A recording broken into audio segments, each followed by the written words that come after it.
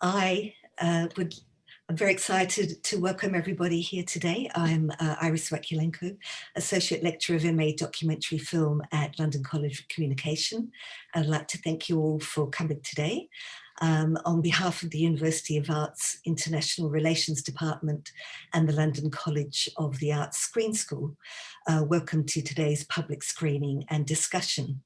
We're delighted to introduce you to multiple award-winning, world-renowned documentary filmmaker Anand Patwardhan, who will be in conversation with Ashwani Sharma, course leader of BA Honours Film and Screen Studies of the Screen School at London College of Communication and editor of Dark Matter Journal. I'd also like to welcome Jeremy Williams, course leader of the MA Documentary Film course here at LCC. Did I mention Ashwani is also the editor of Dark Matter Journal? I don't know if I did. But welcome everyone. Thanks for joining us. Special thanks to Anand Patwardhan for making the time to talk with us. It's a real pleasure and honor to have you with us. And I'll hand over to Ashwani, who will tell us the structure of today's session. Hi everybody. Good afternoon, depending on what part of the world you're in. Anand, very pleased that you can join us. I think we were very keen on developing links with India and thinking about the University of the Arts London as an international institution, and we thought it was quite opportune to invite Anand, particularly to think about what's happening in India and his kind of documentary film practice, which, as Iris said, has been, I think, nearly 50 years making films now, and in a way, it's a kind of witness to his work, a witness to Indian history in a sense. And so the idea of this is a conversation to think about what has happened, particularly in the global South. The University of the Arts London is a very international organization in terms of students and staff, and it's very committed to decolonization in various ways. And I think one of the ways of engaging with decolonization is to have people from the global South speaking about their contemporary struggles. And so it doesn't remain an institutional question for rich universities in the metropolis.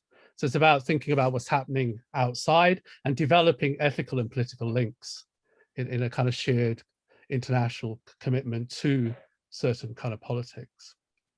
So the structure of this would be that I'm going to pass it over to Anand, who's going to introduce a short film that he's made, and then after that we'll talk about the film, and then we'll open up to talk about his documentary practice, particularly in relation to the history of contemporary India in a sense, and talk about maybe some future projects, etc. And then after me and Anand have had a conversation for 15 minutes, we will open up to questions and answers. You can do this through the Q&A function of Zoom. So at any time, just put your question into the Q&A, and we hopefully will get to it, time permitting, afterwards. Okay, thank you. I'd like to now pass you over to Anand, who's going to introduce the film.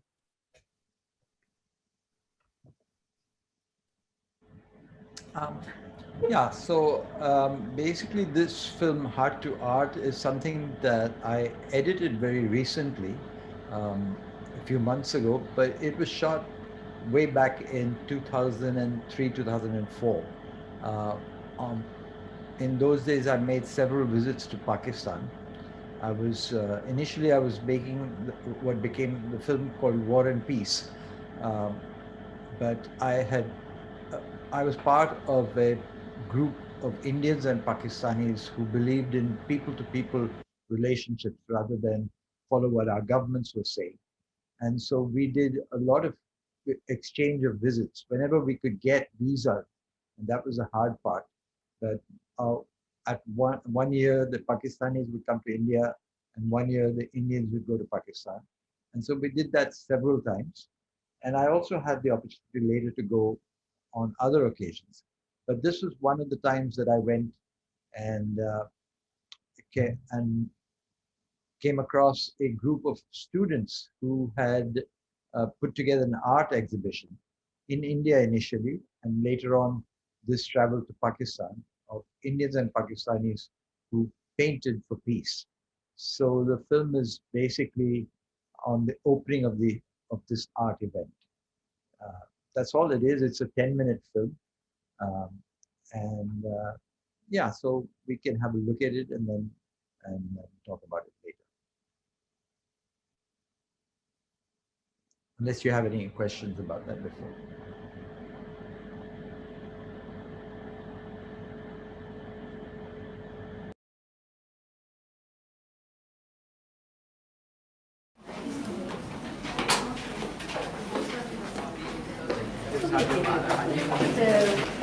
Exhibited in India some time back. It was an exchange between Pakistani and the Indian artists involved. This is painting from India, this side. This is the one which is very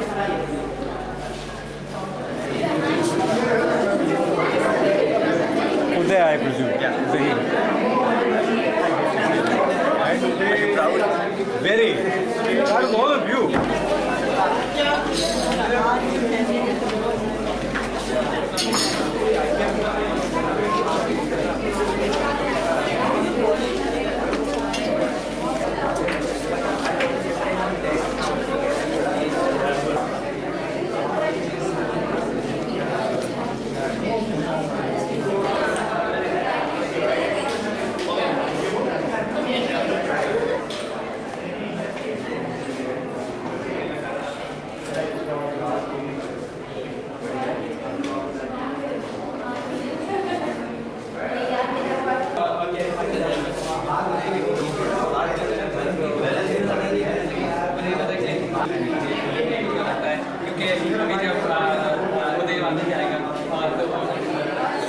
I can't believe it yet. Yeah. I couldn't believe it for 2 days when I was in Pakistan.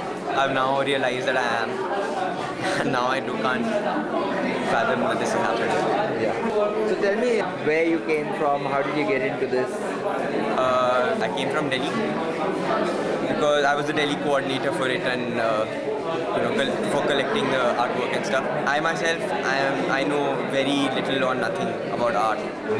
But after this, I may not get that much into art, but the idea of this sort of thing being able to make an impact, I mean, it's... And this is the first public exhibition of these works, right? You haven't done it in India yet? No, it will travel hopefully there if the customs officials cooperate with us, which they haven't been doing. Needless to say, you guys are having a wonderful time here. Yes, today I will see Karachi for the first time since I've come. And how long do you stay? Tomorrow morning. Tomorrow morning? Yeah, I have exams, I'm in the middle of exams. Oh, okay. Okay, good luck. Thank you, thanks for coming. Bye. You're welcome. मैं जियो से बात कर ली Jio is like the biggest news channel कल पूरे दिन air होगा पाकिस्तान में पूरे Pakistan When we were in India, we just spent 14 days, and at the end of those 14 days, these strangers became brothers and sisters and became so close that it was so hard letting go. We just cried and we were so depressed. And we thought that maybe we should take this negative energy and turn it into positive. And so on the plane ride back, we came up with the idea, and everything came up so quickly. It was like, first it was supposed to be an exhibition of only us, like the few artists, and we thought it would go to different cities of Pakistan and India. But then we said, okay, let's invite other schools also, and then let's invite artists also. And then, because we thought that art is such a medium that you cannot argue with a painting. It's like all the people present here today will see the artwork that has come in from India, and will see the messages that are inherent in the paintings. You know, like we said that you could have pro-war paintings also. You could depict war and pessimism, and some of the people have done it, some of the artists and a few of the students, but the overall general impression is that it's just so overwhelmingly positive, it's so hopeful. These people really know that peace is not just an abstract idea, but something that we can actually work towards. And हम लोग 4 महीने से इस पे काम कर रहे थे, और हमारे दोस्त जो दिल्ली में और मुंबई में और लाहौर इस्लामाबाद में थे वो भी काम कर रहे थे, और कुछ इतनी ज़्यादा मुश्किलात का हमें सामना करना पड़ रहा था, और ऐसा लगता था हर रोज़ कोई ना कोई बुरी खबर आती थी कि अब स्पॉन्सर ने मना कर दिया, वो पैसे नहीं दे रहा, या इस आर्टिस्ट ने मना कर दिया, या कराची स्कूल ऑफ आर्ट्स ने कह दिया कि आपको कोई पेंटिंग नहीं देगा, आप ये एग्जीबिशन करें ही नहीं। तो लेकिन हमें फिर उसके साथ साथ हम फिर भी हिम्मत नहीं हारते थे, क्योंकि हमें पता था कि दिल्ली में जो लोग थे वो भी काम कर रहे हैं, लाहौर में थे वो भी काम कर रहे हैं, वहाँ से खुशखबरी आती थी और फिर हम लोग सब खुश हो जाते थे, दोबारा से शुरू कर देते थे। और हमें यकीन था कि हम ये करेंगे, क्योंकि हमें बहुत ज़्यादा ट्रस्ट था अपने इंडियन दोस्तों पर और जो हमारे लाहौर में दोस्त थे, जिसकी वजह से ये हो गया। वरना ये बिल्कुल ही नामुमकिन लग रहा था, बीच में ऐसा लग रहा था हमें कैंसिल करना पड़ेगा। अक्सर इस तरह की जब पेंटिंग्स लोग करते हैं तो कभी कभी ये होता है कि जैसे मुसलमान को मुसलमान बना देते हैं, हिंदू को हिंदू बना देते हैं, वो आर्किटाइपल हो जाता है ना।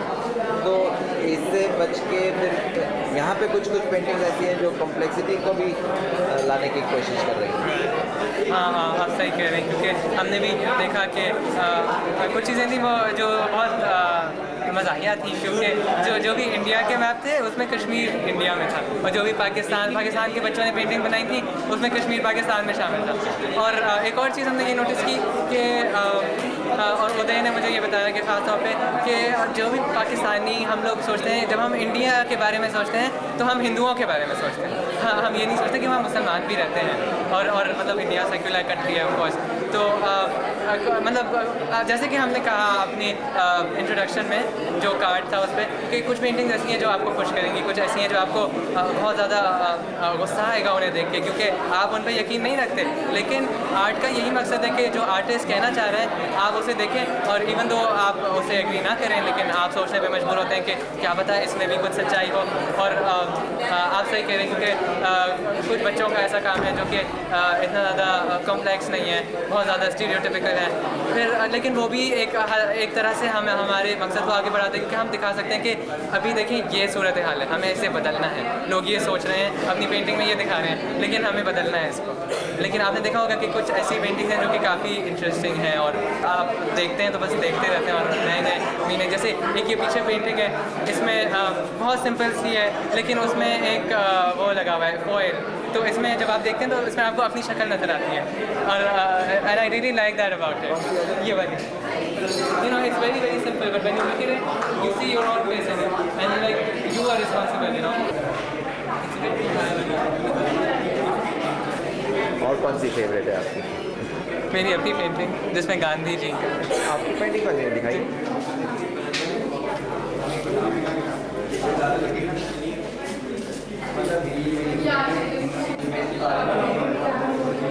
इतना लंबा गांधी जी का जो पहला है उसका क्या मतलब आपने पता है कि अगर के कपड़े को आप वेस्ट करें, लेकिन ये दिखाता है कि इवन दो गांधी जी चले गए हैं यहाँ से, लेकिन अभी भी हम पकड़ सकते हैं जो उनके आइडियाज़ थे उनको, और जो उनके ख्यालात थे, और उससे सबक ले सकते हैं। और पाकिस्तान में ख़ास तौर पर हमें शुरू से जो है ना, जो हिस्ट्री पढ़ते हैं और इसके साथ मतलब बताया नहीं जाता पूरी असलियत, तो जब आप पढ़ें तो आपको पता चलता है कि गांधी जी ने क्या क्या किया इंसानियत के लिए, और मुसलमानों के लिए, और हिंदुओं के लिए, और पूरे सब कॉन्टिनेंट के लिए। किस तरह जब पाकिस्तान बना तो एसेट्स नहीं थे, और उन्होंने ही fasted to get rights for the Muslims. और जब पार्टीशन हुआ पंजाब में बहुत सारे लोगों का कत्ल हुआ, लेकिन कलकत्ता में इतना नहीं हुआ, क्योंकि वहाँ गांधी जी थे, और उन्होंने कहा था कि अगर किसी हिंदू ने मुसलमान को मारा तो I will fast unto death, and it worked. Just one man creating such a big effect on the whole of the subcontinent. It's just so amazing. He is a really, he is my idea. And he never came for Independence Day celebrations because he was so sad about partition. You have to agree that he was in North Ali trying to stop the riots instead of celebrating independence. Yeah, he was sad. But if Gandhi had risen against independence at the last moment, then the whole of India would have risen against it. But Gandhi remained quiet, even though he was very much against partition. And it was a very difficult decision, because if he had gone against it, then there would have been so much killing. Like the whole of India would have been immersed in civil war. But he remained quiet, and the fact that his ideas were so pure, and still he was. They were malleable in the sense that whenever he got some new knowledge, he would easily change his view and adapt to that, and not remain rigid in his view. That was something that was so impressive about him.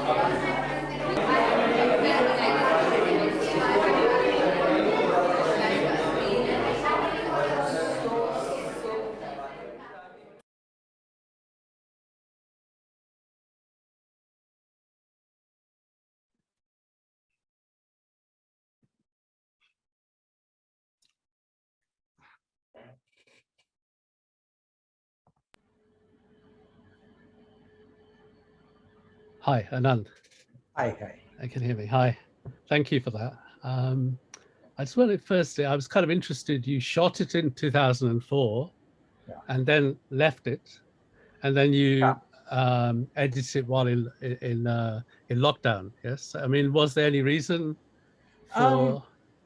Yeah, actually, I got involved with a lot of other stuff that I was doing, and basically I had made a film called, I was making a film called Jai Bhim Comrade on the Dalit movement, and especially the music of the Dalit movement between 1997 and 2011 when it got completed. So it took 14 years. So this was just sandwiched. This was that I'd made to Pakistan and I'd shot this, but I hadn't really looked at it for a long time. And now during the lockdown, I'm sort of not able to go out to shoot very much. So I've been editing the stuff that I'd already shot in the past. And so you can see also the equipment that is outdated. It's like DV material. Sometimes I use i8 material. When I first saw it recently, I thought, oh, this is very different to your other kind of filmmaking, etc. at one level. But then I thought again, and I think all your films, over I think 17 at least documentaries, are, I mean, this film in particular with its focus on art seems kind of very utopian, or maybe even romantic about art. I don't know whether you think your filmmaking is that as well, because you were suggesting in that film that art has sort of gone across borders, and it's a kind of like, it showed a lot of hope. I don't know whether that was a general thing, or maybe in 2004 there was some possibility. I think particularly the conflict between India and Pakistan was slightly less conflictual. That's partly, yeah, the peace movements on both sides were pretty strong and trying to make inroads. And also, so very few of my films have happy endings or are positive in that sense. Most of the films are a bit depressing, although you have moments of resistance in all of them. But so this is one of the few films, there are a few that are much more positive. Yeah, that's what the situation was at that moment. Yeah, which I think is interesting. So it's kind of ironic that you see a painting that says peace. What is it? War died in 2004. Yeah, no, not exactly Embassy died. Yes, no, and because you've been making films for I think nearly 50 years now, and in one sense, looking at the films from over here in England and stuff, one level for many of us, you've got an archive which documents maybe like a counter history, a counter history to the dominant versions that we have been getting in different ways from mainstream media, etc. But if someone was looking at your archive of 50 years, what sort of India does it present? Is it one that is getting worse, getting better, or are issues coming back? Because I think a lot of your films tend to raise an issue which then carries on, and so in some senses they preempt, they sort of anticipate what's going to happen in the future. Yeah, I would say that you could put all my films together, it would be like one huge long film, because there is continuity between them, only because I'm making them. And so my thought process goes through the films. As far as whether things are getting better, I would unfortunately have to say that they're getting much worse. I mean, right now we are probably in our darkest hour since independence. And could you say a little bit more? I mean, we're getting, in the UK at least, we're getting some footage around COVID and the it's not just COVID. I mean, COVID is a natural disaster, or maybe it's a man-made disaster. We don't know yet for sure.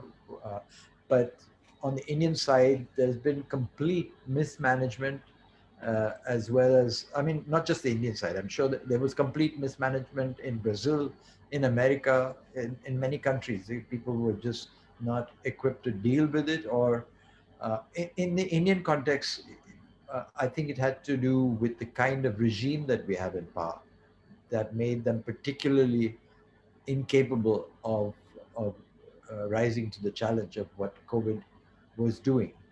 I mean, we've had super spreader events that were spread by the government, um, by, by the government ideology at least.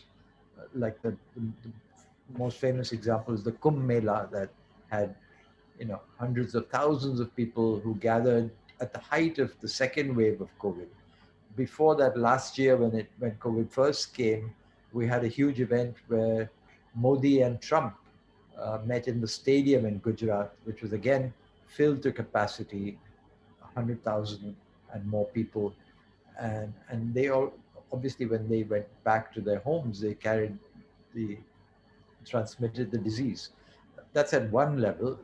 But then it's also that we have let, and this is probably not true just of India, but we have let, the world has let its health services deteriorate. Public health has been, you know, has been neglected all over the world, but particularly in India. Although we, you know, we export doctors, we export nurses. Lots of Indian doctors and nurses are all over the world. We actually even export the vaccine, and we don't have the vaccine at home. You know, 3% or 4% of people have been vaccinated so far. So it's complete mismanagement and greed. I mean, I could go on all this, but again, COVID is just one aspect of the mismanagement. There have been mismanagement, you know, ever since 2014 onwards. Not that it wasn't, there was no mismanagement before that. I mean, after all, Modi came to power because there was mismanagement by the Congress government earlier, corruption, etc., etc. But I don't think we've seen, in my opinion, this is the most corrupt regime we've ever had. And when I say corrupt, it's not just monetarily corrupt, but it's corrupt in terms of ideas, because in terms of hate mongering between communities. I mean, privileging one religious group over others, demonizing the Muslim community and the Dalit community. Yeah. And in a way, you've been making films. I mean, for people who maybe don't know, the dominant Hindu nationalists, Hindu fundamentalists, Hindu fascists, and some, you know, being in power, in absolute power from 2016, right? But you've been making films about the rise and the consolidation of Hindu nationalism as an ideology, as a movement from the late 80s, I think, and particularly in the 90s, your films. And but and it's interesting to think about, is your critique of Hindu nationalism shifted at all? Because one of the things to ask would be, I suppose, how effective have your films been in terms of raising awareness? And that obviously then relates to how your films get seen in India, how they're seen, because you're celebrated globally. But interestingly, I think it's easier to see your films maybe outside of India than India, particularly for certain audiences. I don't know how important that's been. We have to use different strategies to get the films shown in India, because there was a time before the present government came to power when I would take the national television channel to court because they weren't showing my film. And the films, many of these films had won national awards in India. In other words, a jury appointed by the government said that they were, you know, to be awarded. And then we argued in courts when the television, national TV said they won't show it. We argued in court that how can the government give me an award and the government say that it shouldn't be shown to the people. So we won on the grounds of freedom of expression and the right to information of the public. We won many, I think 7 court cases in all, including 2 in the Supreme Court, to get these films on national TV.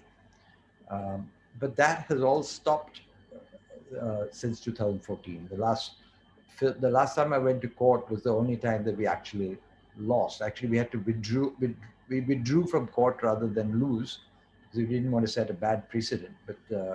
But yes, with the present government, even going to court has become much more difficult. I think your films, and I'm sure lots in the audience have seen many of your films in lots of ways, so we may get questions about them specifically.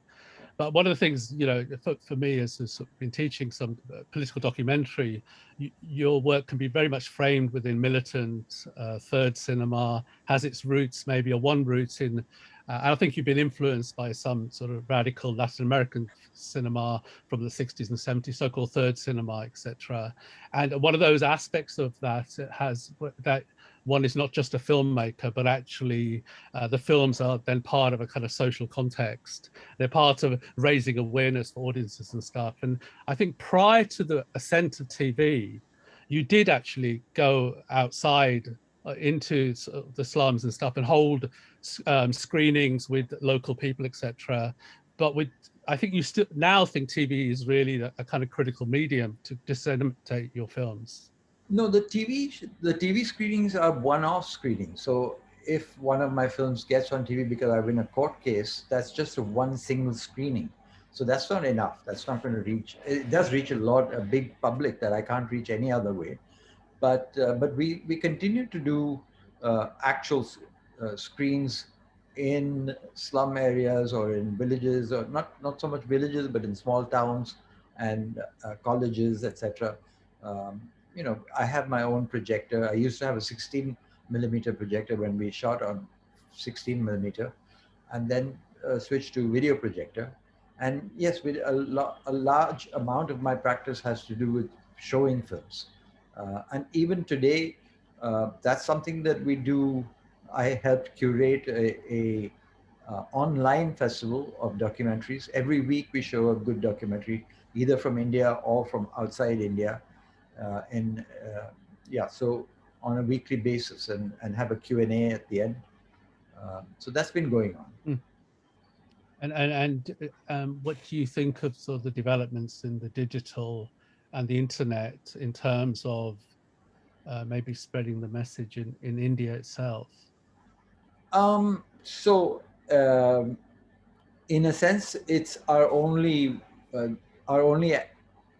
way of getting on into the public domain is now through the internet, especially during the lockdown.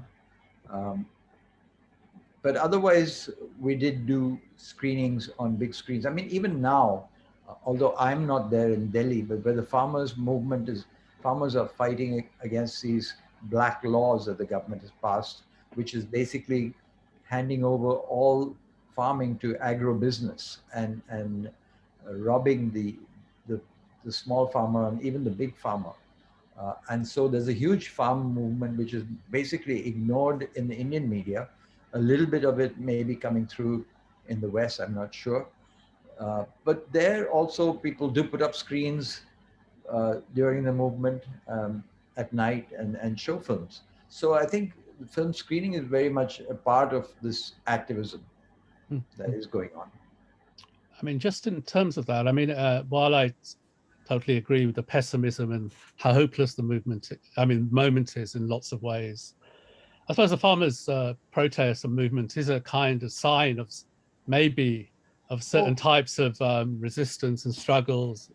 Absolutely, yeah, absolutely. There's been very exciting resistance movements in the last few years. I mean, it started 2 years ago with the Citizenship Amendment Act that the government passed, which basically discriminated against the Muslim community. Basically, if you were an Indian from outside of India wanting to become an Indian citizen, everyone was allowed to come back by saying that they were being oppressed in the countries that they are in and they want to come back to India. But only the Muslim community, Muslims who are in a similar predicament, are not allowed back in. The Citizenship Amendment Act discriminates against Muslims, which is completely against the Indian Constitution, which guarantees equality before the law. You know, Article 14 of the Constitution and the many parts of the Constitution that are violated by having this kind of a law. And so there was a huge movement, mainly from young people, students, and today a lot of those students are in jail. A lot of those students are in jail for what they call sedition. even when COVID is at its height and COVID has entered the jails, people are put in jail um, in these conditions without, and then the trial has not taken place, and they're just put in the name of sedition. So that was one movement, and then the farmers movement, which is the other huge movement that is going on right now. And if you were, I know you're slightly housebound at the moment. Yeah, I'm got some comorbidities, as they call it, and so I've been advised not to go out where COVID is rampant, and also, especially in the farmers movement where I would have loved to have been, people are not wearing masks. They're not actually. They're very militant about. They're saying, they're strong enough to beat even the pandemic. So it's a little bit tricky going there. But some people are doing it. Quite a lot of young people are recording it, and what's happened in today's world is that you don't have to be a filmmaker to record what's going on. You can do it on your cell phone. So there is a lot of material that is being produced. And do you think there's because a lot of that material is very short actuality shots, etc., circulates very quickly, viral, etc., etc. And your films, in some respects, are completely the opposite. Like Reason, your latest one, is like 3 hours long. And I think 4 hours. 4 hours. Okay, right. Almost 4 hours.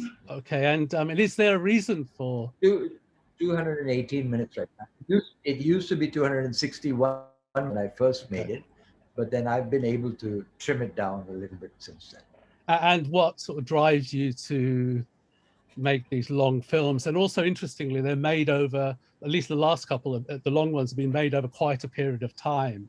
So it's not, I think a lot of the instant Instagram, YouTube stuff is it's there today and then it disappears, right? So you see the value of this sort of long feature documentary as important in a world that some people argue that the digital is allowing greater access and democracy. But how do you see your filmmaking as part of that or different to that?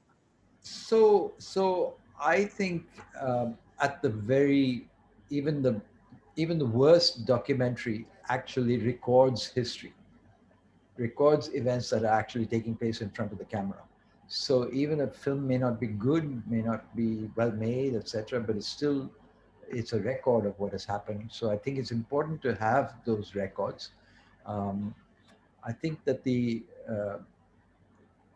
attention span is a problem, because attention spans, because of internet, have become tiny.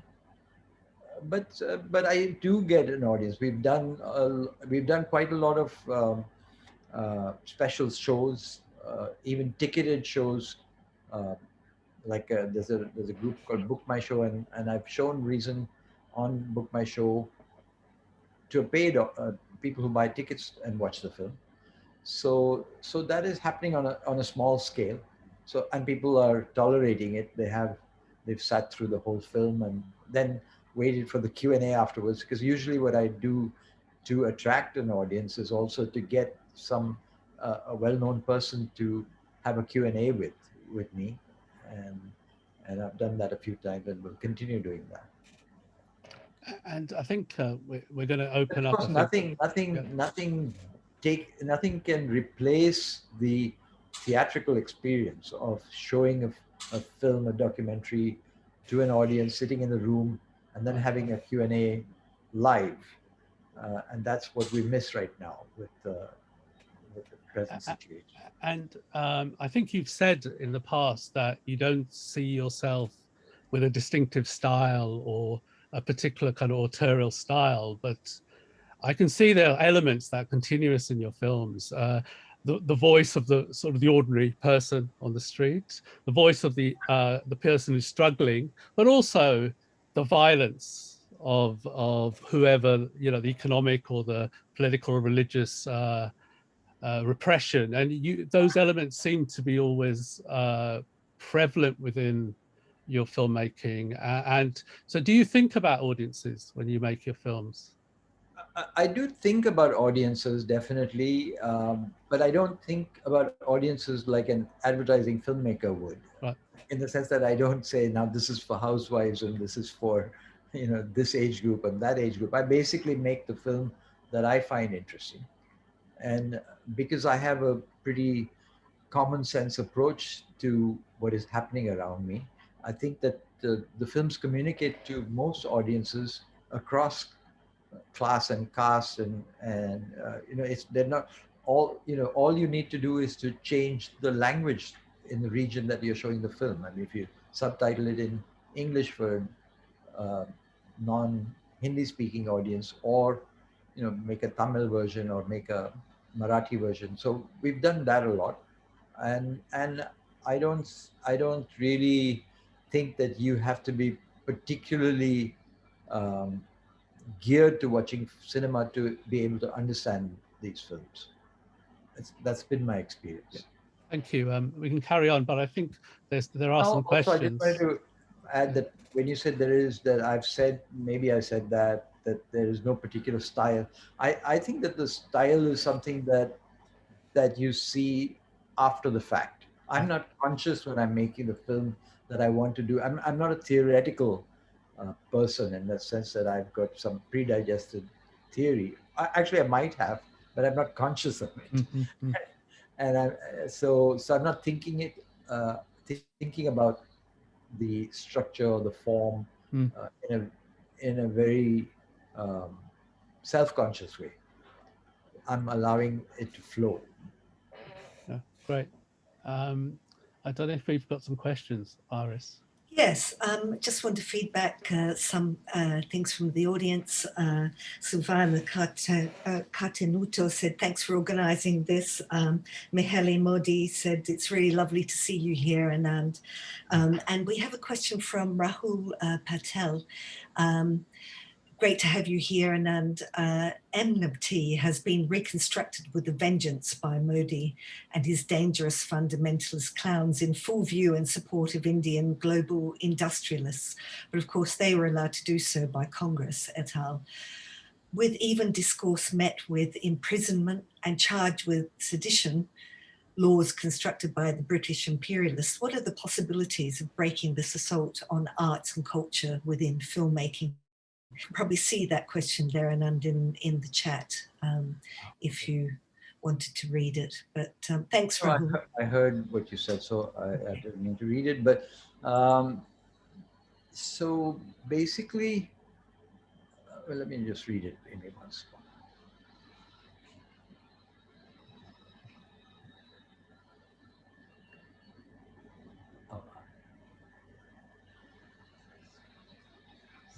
Sorry, I can't seem to find that question. Oh, okay, I got it.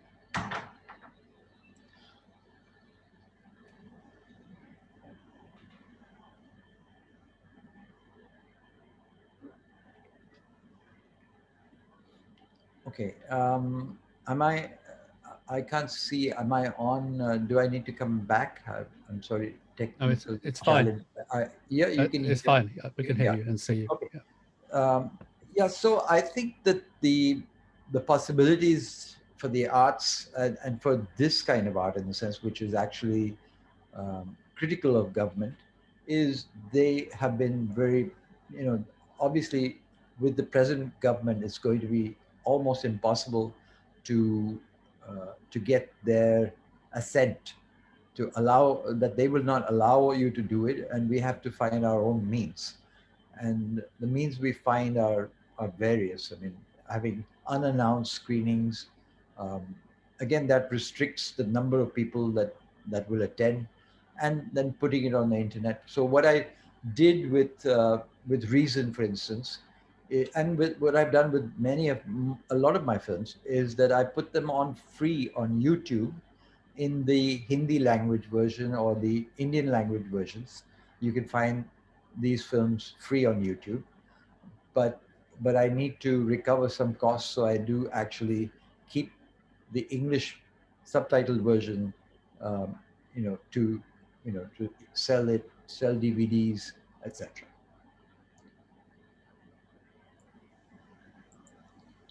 Okay, thanks. And also, the other part of the question was that about, it now looks like I've been making films against the rise of Hindu fundamentalism for a very long time. But actually, when I started out making films, the Congress was in power. So most of my earlier films are directed against the Congress party and the ruling party of those days. So I think what has not changed is that we're always on the other side. But never has it been as bad as it is now. Okay, thank you. We've also got a question from Sylvia Harvey. Thanks so much for such powerful film, Heart to Art. Could you say a bit more about the subsequent careers of those young artists from both countries? And also about, if I understood correctly, why Gandhi was not in Delhi for the 47 Independence Day celebration. So that's two-parter. Thanks. Yeah, Gandhi was, when independence came and the flag was hoisted for the first time, the Indian flag, Gandhi was busy fighting communal riots that had broken out, and he was trying to stop the violence. So he was in the areas where there were Hindu-Muslim riots, whether it was in Bengal or Bihar, and then later in Delhi, where he went on a hunger strike. And so, yes, for him, the dawn of freedom was in a sense a tragedy. A tragedy in the sense, something that he fought for all his life, but when it came with so much bloodshed and so much division that it was heartbreaking for him.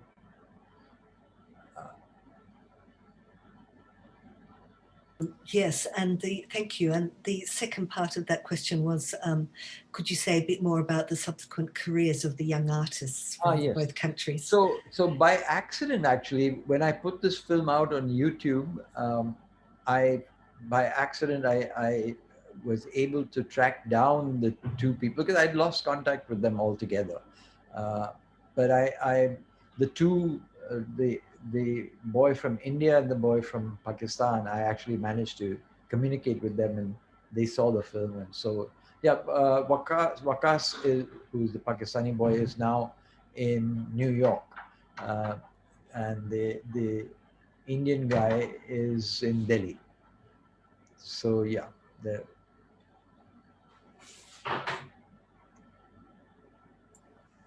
Great, thank you very much.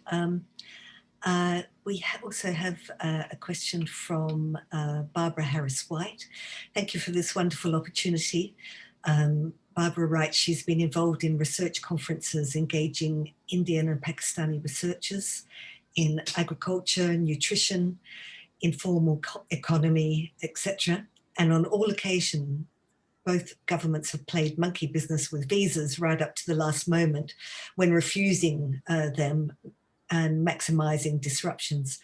Do you think Zoom transcends these awful politicized barriers? And if so, how?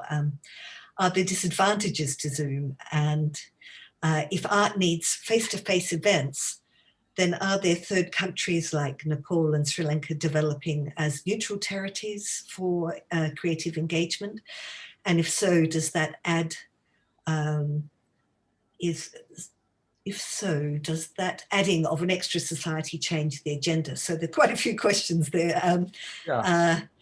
So I just attended a few days ago a South Asian Zoom where people from different parts of India, Pakistan, Nepal, and many of the countries in our region participated, and basically to build friendship across borders. And so yeah, that work is continuing. It's, of course, there's nothing to replace actually going to your so-called enemy country and then meeting people and discovering that people love you there. So that's what I discovered, that when I went to Pakistan, contrary to everything I'd been told, people welcomed me into their homes when they understood that I was from India. They were so happy and so hospitable. And the same thing happens to Pakistanis when they come to India. So it's not the people of our countries that actually hate each other. It's actually the governments that create this hatred.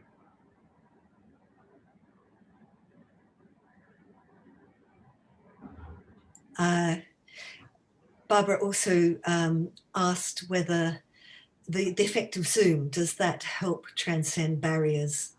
Yeah.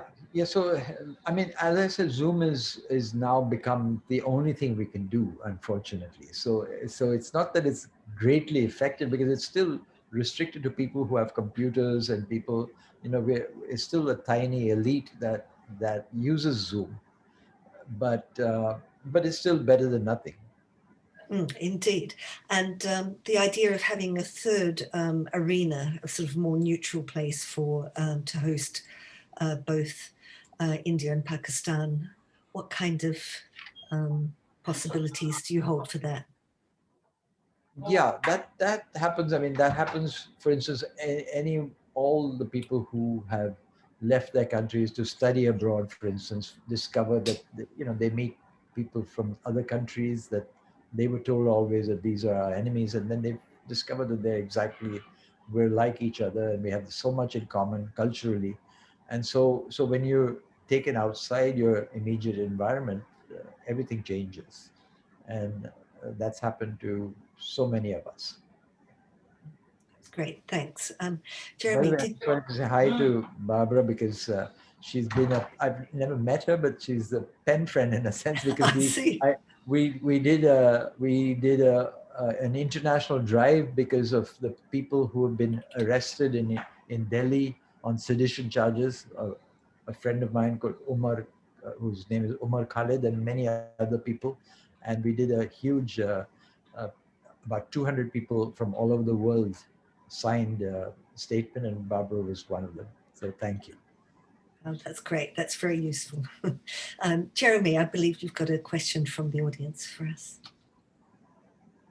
Yep, just unmuting myself. There's one from Ruid Hamid. Hi, Anand. This film has wonderful hope about the power of art in bringing peace. Do you feel that hope is still there today? And do you think there is more interaction amongst the younger generation of Indians and Pakistanis? And therefore, is it possible to have an Indian subcontinent movement as powerful as Black Lives Matter? Yes. Again, it's not exactly channelized as yet. It is. I mean, as I said, there are these movements that are going on right now, especially amongst the young people, against the Citizenship Amendment Act, and now many people across the country can see what a disaster is happening in our country. So the voices of dissent are increasing, and I think although there will remain. I mean, the extreme right wing is also organizing all the time. We shouldn't forget that, and they're doing it probably in a more grassroots manner than we are doing it. Like, if we're restricting ourselves to Zoom, and it's still the tiny elite that is involved in that. But the street protests that are happening, like with the farmers' movement, the Citizenship Amendment Act, protests against that, those are mass movements. So there is definitely increased resistance in India, for sure, because there is increased repression. There's another question from Silvana. It's more sort of perhaps about your approach, really. There is such a capacity to communicate with people you interview. How do you manage that as an interviewer in that sense? I can't answer that exactly, because basically you have to be a good listener, and you have to intervene only minimally. Basically point the camera, trigger off the thought, and then record what happens. So I don't think that it's much more than that. And of course, what your sensibilities are will dictate what you ask.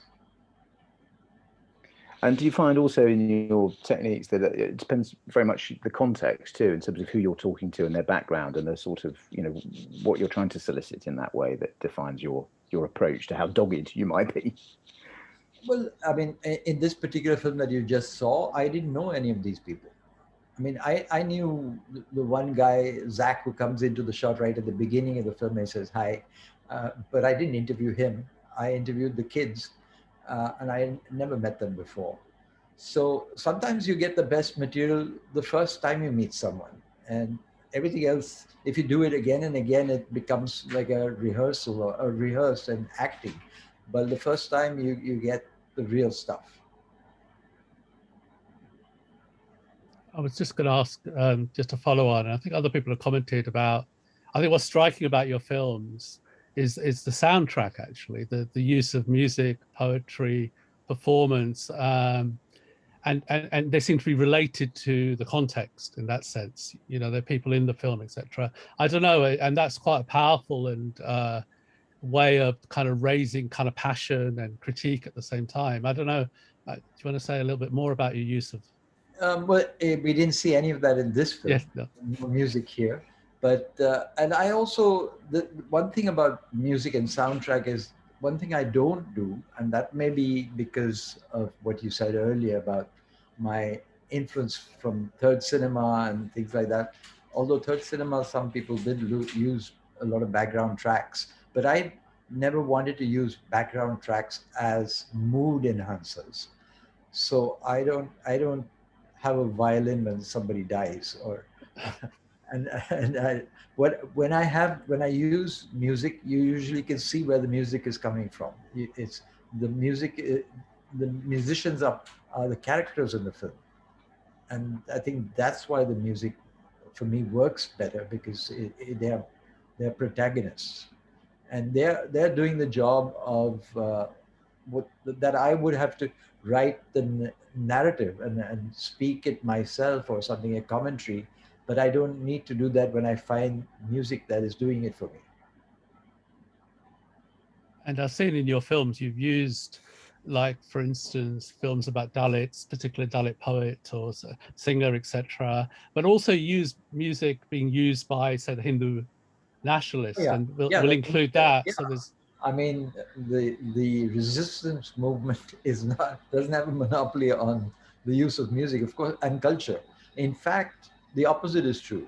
The right-wing extremists and right-wing religious fanatics have much more access to icons from thousands of years, because religion is so, is so replete with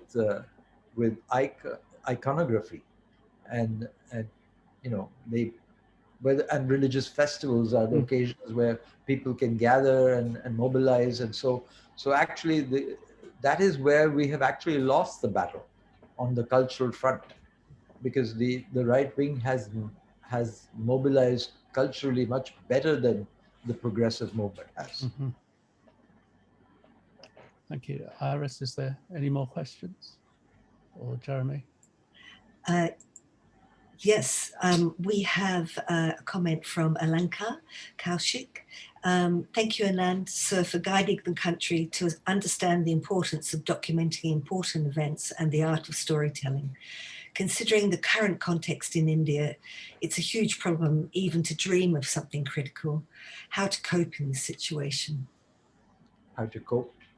We don't have any choice. We do the best we can given the circumstances, and as always, when times are bad, people find ways of fighting back. I mean, if you look at, say, Iranian cinema operated under huge restrictions, political restrictions, but found a language to tell their stories and to even communicate their political point of view. And so I think that it becomes more difficult for documentary filmmakers, because it's not, you can't hide behind the fiction and story writing and all that, and it's very upfront what is happening in a documentary film, and so you can get targeted much more making documentaries than you do making fiction. Indeed. So we've got a couple of minutes left. Ash, did you want to say anything else? Thank you so much to everyone who came and all of the comments and the questions. And I'll leave it to Ash to say our farewells. Well, it's also thank you for... Say hello to Melly also. Yes. There somewhere. because Melody brought out a DVD of my film War and Peace, which was distributed in England. So what are your plans, hopefully, when we're out of lockdown? What are you, have you had projects lined up? Or I've been basically, as I said, I've been mostly homebound, but I've been working actually on a home movie. I filmed, you know, I have my own camera. I've had cameras since, 40, 50 years almost. So in a very low quality cameras, I mean, 16 millimeter, and after that, high 8, and then DV, and now I have an HD camera. But when I wasn't actually making my film, I was sometimes shoot at home with my parents and things like that. They're no more now. So I'm right now making a kind of nostalgia film for myself, but in the midst of that, there will be something that are interesting for others as well, because my family on both sides came from freedom fighters who had fought against the British. great, thank you. Anand is actually with UAL for a Friday session for UAL students. So if you're an academic or a student here, please sign up for the event on Friday morning. Yeah, which is I would really hope that people who come on Friday will have watched the whole of Reason. You will be showing excerpts from Reason during the session, but our conversation will have more meaning for you if you've actually watched the whole film, because there is an argument that is built up through the film, and you need to see all of it. Thank you, Anand. Thank you, Iris and Jeremy. Thanks, everyone. Thanks so much, Anand, and thanks for joining us. And everyone stay well and healthy, and Anand, keep up the fight. Yes. Thanks for having me. Thanks, everybody. Soon again. We'll catch up soon, a couple of days. Thank you. Bye. Okay, bye-bye. Bye.